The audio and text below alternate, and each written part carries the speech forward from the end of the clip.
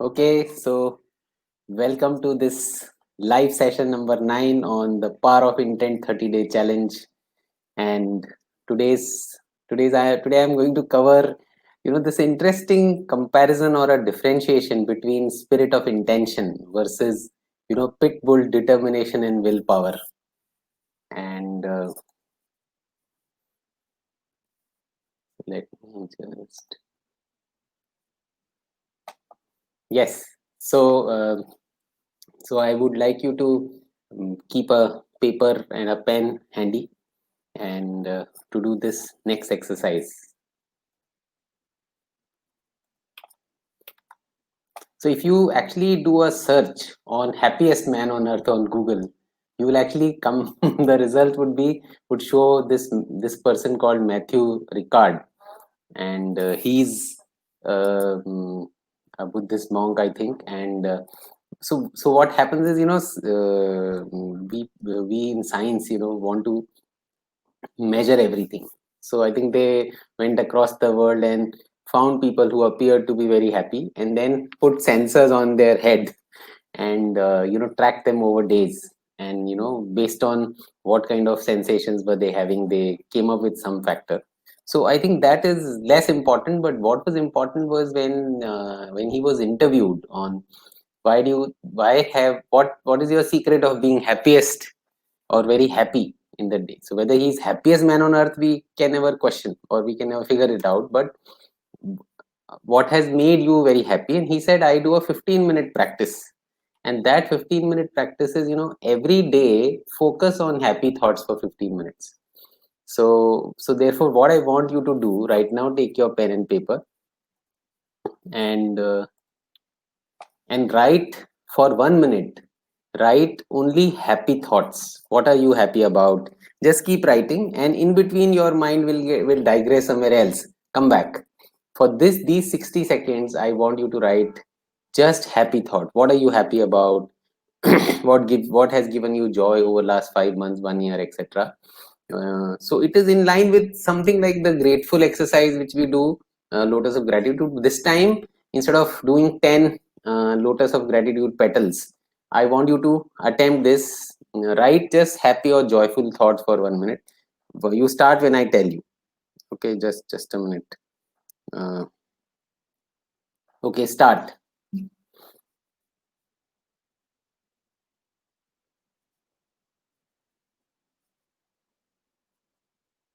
Right, whatever you are happy about, joyful about, and I am running a timer.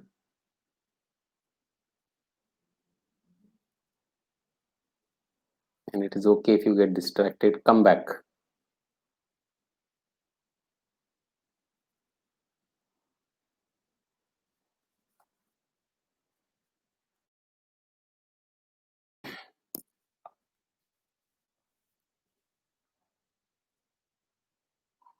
15 seconds left.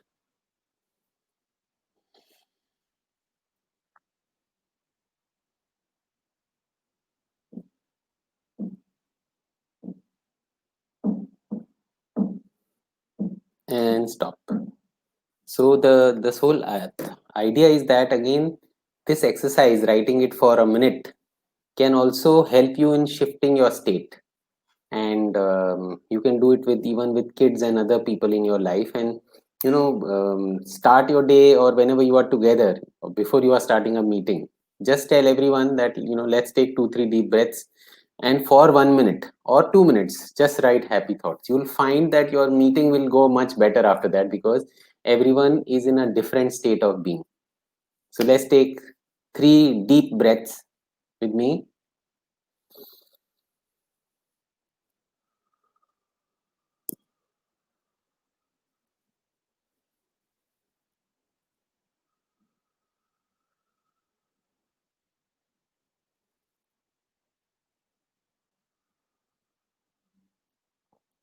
And as usual, visualize your intent, give it some focus. So the first idea was, when you focus on joy, then the more joy comes in your life. Whatever you focus on expands. So now you focus on visualizing your intent coming true, as well as how will it feel once it comes true. So visualize that for 30 seconds.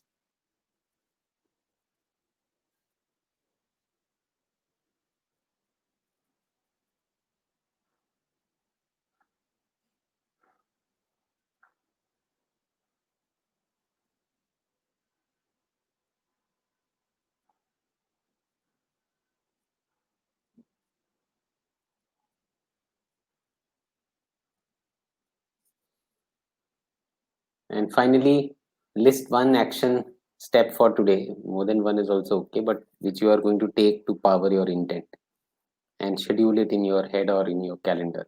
So take 15 seconds to do so.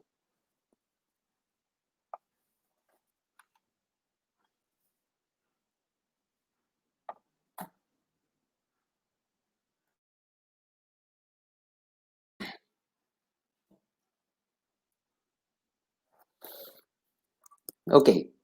So spirit of intent versus pit bull determination.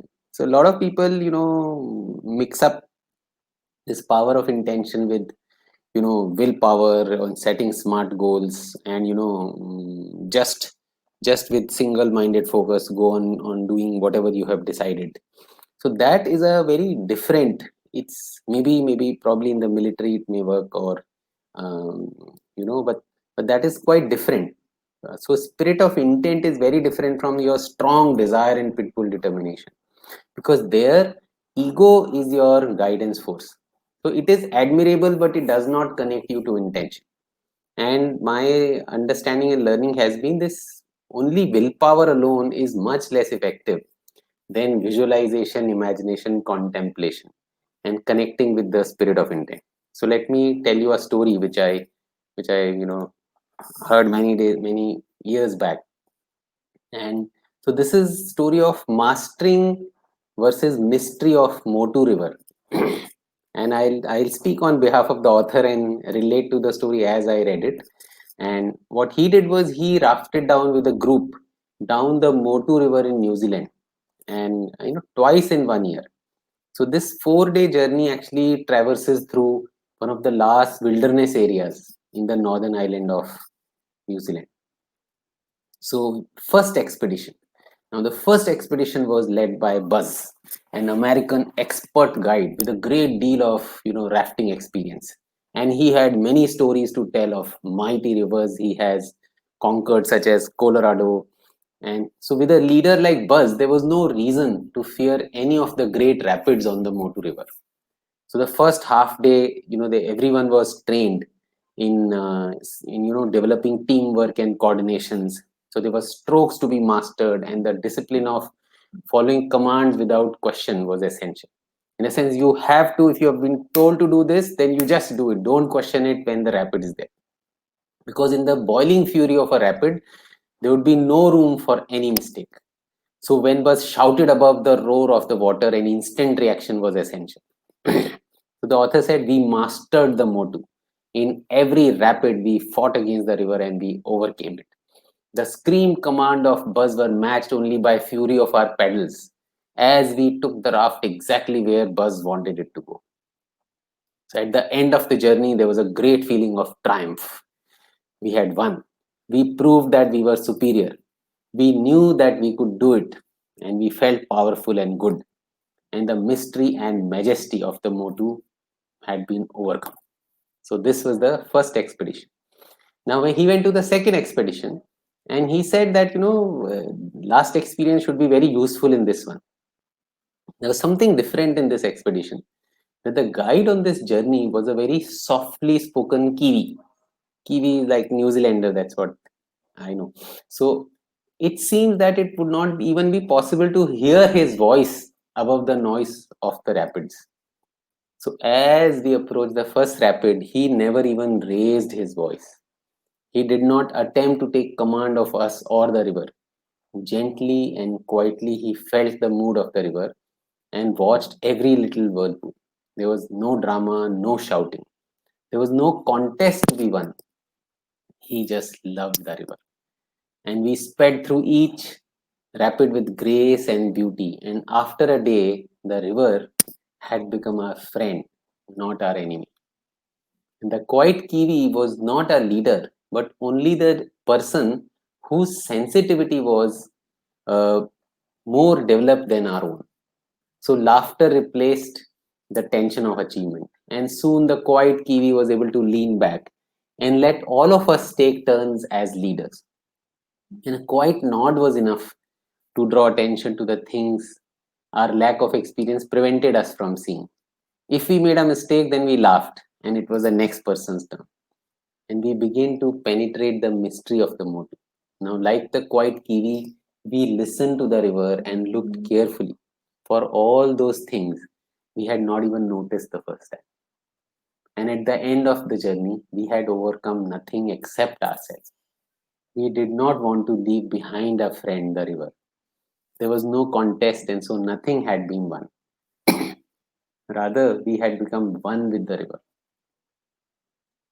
So that was the second journey.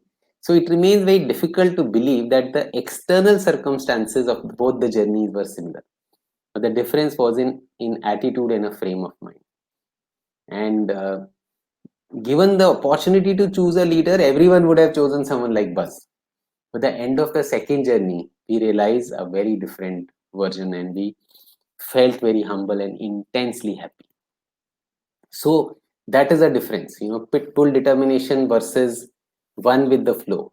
So in the pit bull determination, there is this whole controlling, winning, running on adrenaline versus being one with the river.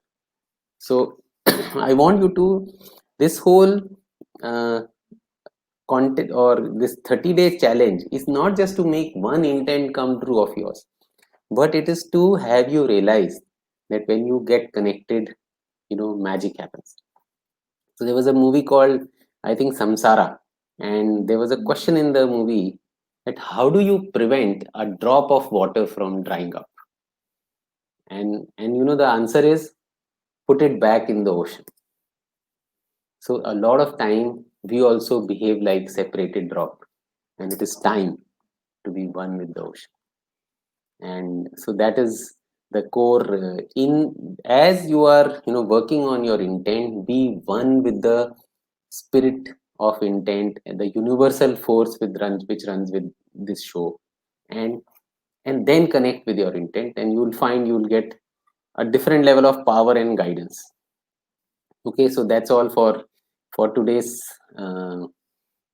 point. And we will have intent mastermind session number 2 tomorrow at 5 to 6 p.m. And so far we have 4 people selected: Jayanto, Fernando, Sunil G, Ashish Kumar, and Payal Behel would be part of it. And I may add one more person today if it works out. So we will do it Zoom live. So I will post in the WhatsApp group as well as in the email the link to join it live on Zoom. So we'll do this session with these 4 people, but all others can watch it live, and all of you are welcome to attend this session. We may or may not have time for answering questions. We'll see how it goes, but that is what the the session is about. And now let me just move my window and see all the questions and who else is there. So I'm waiting for questions.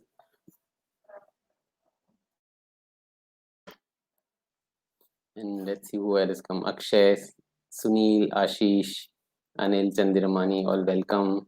Bilkesh, Mitali, Abhishek. Wow. So I'm using a headphone that there should not be an echo. I don't know. And Jai Shankar Singh Yadav, Rajesh Patil, Dhiren, Amit is saying not able to hear, Manish, and Shashank, Subramaniam, Bilkesh. Okay. I'm not really logged in into 2 devices, and next time let me try streaming it using maybe Chrome. I'm using uh, let's see what Pooja is saying. I want to share wonderful experience yesterday. I had told my colleague about your program, and yesterday the laptop crashed on a Monday morning. He wrote the intent that his laptop would be working, and I shared yesterday video and called at 5 p.m. The laptop is working. Interesting. And yes, so Ashish is saying still absorbing. Okay, so is there any question? If there are any questions, you let me know, or we'll keep this as a short session. And but the very important part is, this story you keep. Why I shared this story is because it's very easy to visualize both of these settings, and you have to keep checking. Even I have this tendency to run on adrenaline. So to keep checking, am I, really pushing myself? So it is actually said that this adrenaline is a very masculine energy, versus what the kiwi did was a very inclusive feminine kind of energy. And that is the mother earth energy. So it works better through that energy, is what my learning so far has been. And it's not easy. There's a normal tendency to go back to the earlier style. So if there are no more questions, let me just give it another 30 seconds if anyone has any questions or any sharing. We are at I think half of our 30-day challenge, and we have 15 more days to go. If anyone wants to share any breakthrough they've had so far, something, how their intent has worked out, or any challenge where how their intent is failing them, so you're welcome to write it here now and ask any questions, or you can post it on this particular session, and during the day I will find a way to reply to it.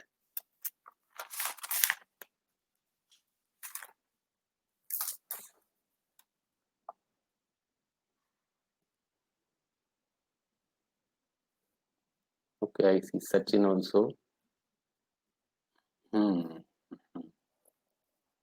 Okay, then we look forward to tomorrow's session, and some way to lock in. Sunil ji is asking, aligning with universe, some tips. One moment.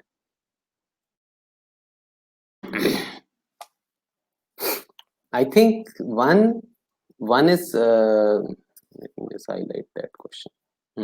So I think this is a very important question and important need of the hour. And the best part to remember is that we were born aligned with universe. We were inside the ocean before it came out as a drop. So therefore it is our default setting. So whenever returning to default setting is always very easy. So therefore, few things you can do is one taking very deep breath is one way you get connected to the universe. Then lotus of gratitude, or writing anything you are grateful about, is the second thing.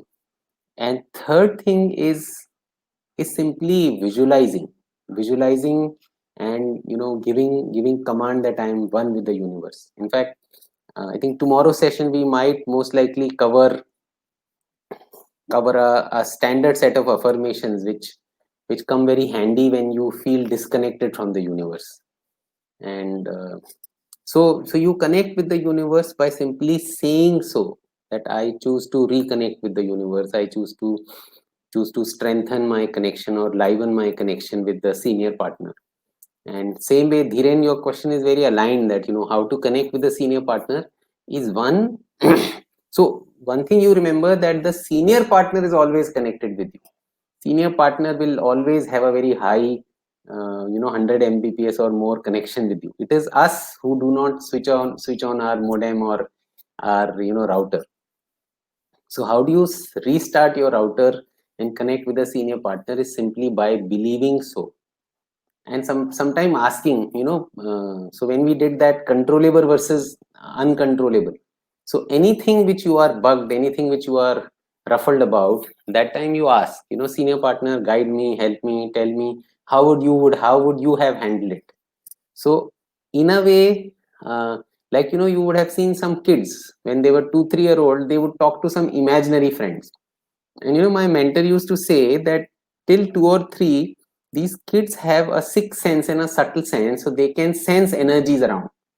So while all the adults can't see any of those energies, these people can see a pink elephant. So you'll actually see some kids sitting alone and having conversations with 3 4 other so-called energy beings, invisible beings. And most of the adults will then actually tell them, there's nothing which is like a pink elephant sitting in this room. How can that be possible? So slowly at 3 or 3.5, we let go of that. So basically, what is very important is realizing that there are many other energies at play in this on this world. Maybe it is like we all know that there is a bandwidth between which are we can view things, and then there is infrared, and there is whatever other side I don't remember. And the other, similarly, sound wise also, there is up to 1 decibel we can hear. Beyond that we can't hear, and below 1 decibel we can't hear.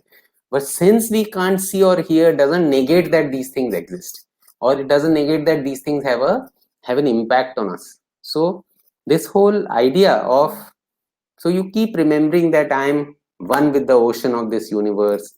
I'm not just a drop. I'm a deep rooted tree connected to the whole forest or the garden. So these kind of commands and thoughts. And second thing is that, your actions and thoughts, both of them should follow this. So if, see, let's say this is my hand and this is another one. Now if this hand thinks that it is separate, and from this hand, so this hand, let's say universe, represents universe or the senior partner or any other being or person on this earth. So if I am separated from this, then I will only think of nurturing this hand, and I may actually stretch or take something away from this hand. But when I know that this one is from my own family or probably my own part, then I would never damage emotionally, physically. I will never run this hand down. Even in my thoughts, I will not even compete with this hand. I will actually collaborate. So the basic idea is that you collaborate with beings on this universe, as if we are, and we are one ocean, we are one body. But we forget that, and the whole intention of this session is, through the power of intent, have you realize that we are one. Yeah. So I think on that note, good morning, Mr. N.S. Iyer. I was wondering who's Shashank Subramaniam. That must be your full name or son's name, maybe. So we look forward to everyone else in the next session. And whatever I try, scheduling all the sessions beforehand doesn't work. So whatever has to be covered in a day, on a particular day, comes a day earlier. So we'll see you tomorrow on that note. And thank you very much for coming on this live session today. Bye.